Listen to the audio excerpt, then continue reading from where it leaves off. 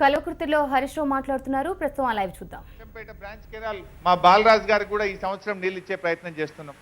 కల్వకుర్తి కాన్స్టెన్సీకి మనం వచ్చే సంవత్సరానికి నీళ్లు తీసుకుపోతాం. కొల్లాపూర్కు ఈ సంవత్సరమే 50,000 ఎకరాలు ఈ జొన్నల బొగుడ నుంచి ఈ సంవత్సరం 50,000 ఎకరాలు కొల్లాపూర్కు కొత్త ఆయకట్టు మనం ఇవ్వడానికి అవకాశం కలుగుతా ఉంది. మరి అదేవిధంగా నాగర్ కర్నూలు కూడా ఈ సంవత్సరం కొత్త ఆయకట్టు మనం ఇవ్వబోతా ఉన్నాం. ఇంకా కూడా చేయాల్సినవి చాలా ఉన్నాయి. దాన్ని కూడా ఎప్పటికప్పుడు పరిష్కరించి ల్యాండ్ ఎక్విజిషన్లో కూడా మా కలెక్టర్ గారు, స్పెషల్ కలెక్టర్ వనజ గారు, ఆర్డీఓలు మరి వాళ్ళు కూడా చాలా చొరవ చూపుతున్నారు. కొత్త భూసేకరణ చట్టం వచ్చినాక కొంత ప్రక్రియ ఆలస్యమైనా సరే వేగవంతంగా భూసేకరణ చేసి వచ్చే సంవత్సరానికి పూర్తి స్థాయిలో నీళ్ళు అందిస్తాం. మరి ఈరోజు తెలుగుదేశం పార్టీ ఒకవైపేమో తెలుగుదేశం వాళ్ళు ఇక్కడ మాటలు కోటలు దాటుతున్నాయి.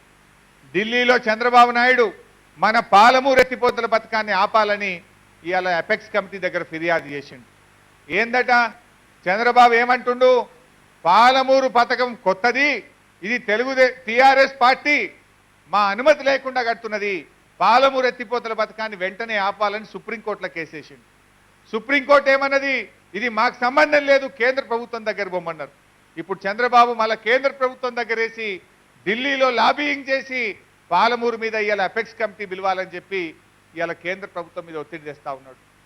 ఏమంటుంది తెలుగుదేశం పార్టీ, మన పాలమూరు పథకం అట ఇది కొత్తది, కృష్ణానదిలో నీళ్లు లేవు, మీకు హక్కు లేదు, మీరు ఈ ప్రాజెక్ట్ ఆపాలంటున్నాడు.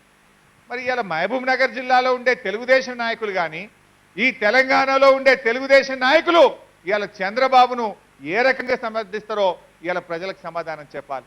ఏమంటుంది చంద్రబాబు అపెక్స్ ముందు, పాలమూరు పథకం ఆపాలంటుండు. పాలమూరు పథకాన్ని ఆపాలని పాలమూరు ప్రజల నోట్లో మట్టి కొట్టేటువంటి తెలుగుదేశం పార్టీకి ఇంకా ఈ తెలంగాణలో ఉండే అర్హత ఉందా? ఇవాళ మీరే సమాధానం చెప్పాల్సిన అవసరం ఉంది. ఏ అర్హత ఉంది? ఇవాళ మా నీళ్లు కృష్ణానది పక్కన బారుతుంటే కృష్ణానదిని ఒడిచి పట్టుకోనుండే మహబూబ్ నగర్ జిల్లాకు హక్కు లేదనే తెలుగుదేశం పార్టీ ఈ తెలంగాణలో కొనసాగే హక్కు మీకు లేదు అని చెప్పి ఇవాళ ప్రజల పక్షాన్ని నేను అడుగుతా ఉన్నా. మీరు ఇంకా ఏ రకంగా ఉంటారు? ఇవాళ చంద్రబాబు ఇవాళ ఢిల్లీలో లాబింగ్ చేస్తుంది. ఆయన పట్టిసీమ పెట్టి నీళ్లు తీసుకుపోతుండు, గోదావరి నీళ్లు. మరి ఆ పట్టిసీమలో నువ్వు తీసుకున్న నీళ్లు మాకు ఇవాళ కృష్ణాలో మాకు రావాల్సిన హక్కు ఉంది. బచావత్ అవార్డులో చెప్పిండ్రు, కింద ఎన్ని నీళ్ళు అయితే ఒక నది నుంచి ఇంకో నదికి మళ్ళిస్తారో పై రాష్ట్రానికి ఆ నదిలో నీళ్లకు హక్కు ఉంటుందని చెప్పిండ్రు. ఇవాళ దాని ప్రకారంగా 45 టీఎంసీల హక్కు ఇవాళ మనకున్నది. దాని గురించి ఎందుకు మాట్లాడారు తెలంగాణ తెలుగుదేశం నాయకులు? పాలమూరు ఆపాలంటే ఎందుకు మాట్లాడారు మీరు? ఇవాళ మన ప్రాజెక్టులు కడుతుంటే వాళ్ళు ఏంది, వాళ్ళకి ఎంతసేపు మనం పాలమూరు కడతామంటే కోట్ల కేసేస్తారు, నాగర్ కర్నూలు జిల్లా చేసుకుంటామంటే కోట్ల కేసేస్తా అంటాడు ఉత్తమ్ కుమార్ రెడ్డి. మనకు నాగర్ కర్నూలు జిల్లా కావాలా వద్దా? కావాలంటే వాళ్ళు చేయలేపుర్రే, నాగర్ కర్నూలు జిల్లా కావాలంటే వాళ్ళు. మరి ఇంత మొత్తం మంది జిల్లా కావాలని చేయలేపుతున్నారు. కాంగ్రెస్ వాళ్ళు ఏమో ఈ జిల్లాల ఏర్పాటు అశాస్త్రీయంగా ఉందంటున్నారు. జిల్లాల ఏర్పాటు అవసరం లేదు, నేను కోర్టుకు పోతా అంటాడు ఉత్తమ్ కుమార్ రెడ్డి గారు. ఇది ఎక్కడి పద్ధతి? అంటే మీరు చెయ్యరు, మేము చేస్తామంటే వద్దంటారు.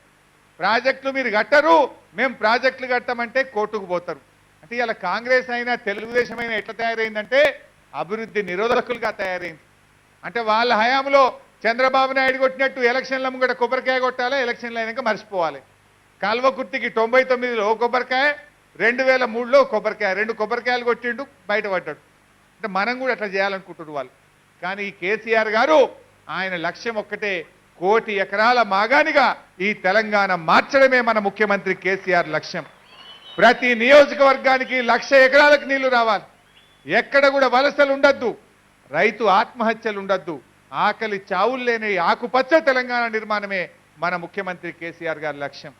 వారు 14 ఏళ్లు పోరాడి తెలంగాణ తెచ్చింది. ఈరోజు వారి కృషి కూడా ఒక్కటే, వారి ఆలోచన కూడా ఒక్కటే. మరి ఇలా కష్టపడి తెలంగాణ తెచ్చుకున్నాం, ఇష్టపడి తెలంగాణను అభివృద్ధి చేసుకోవాలి. 1 కోటి ఎకరాల మాగానిగా తెలంగాణను మార్చుకోవాలి, వలసలు లేని తెలంగాణను నిర్మించుకోవాలి, ఇలా ఆత్మహత్యలు లేనటువంటి తెలంగాణను మనం నిర్మించుకోవాలన్నదే ముఖ్యమంత్రి గారి సంకల్పం. మనం ఇంత గట్టిగా పనిచేస్తుంటే ఓర్వలేనటువంటి తెలుగుదేశం కాంగ్రెస్ పార్టీలు రోజుకొక కోట్ల కేసేస్తుంది.